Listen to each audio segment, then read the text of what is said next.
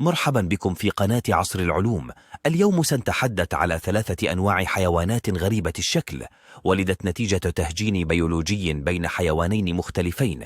أولا حيوان هي الكامة، جاءت نتيجة تهجين بين ذكر الجمل العربي وأنثى اللاما، وتم إنتاجه عن طريق التلقيح الاصطناعي، وكان الهدف هو خلق حيوان هادئ بحجم الجمل وقوته معزز بصوف اللاما.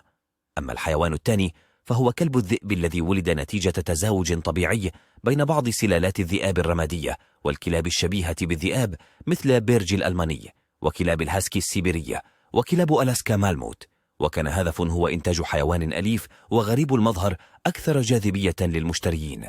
أما الحيوان الثالث فهو زورس الهجين بين ذكر حمار الوحشي وأنثى الحصان، وهو حيوان عقيم أقل من حجم الحصان يمزج بين ألوان الأبوين. شكرا لكم على المتابعة، ولا تنسوا الإعجاب والاشتراك ليصلكم كل جديد.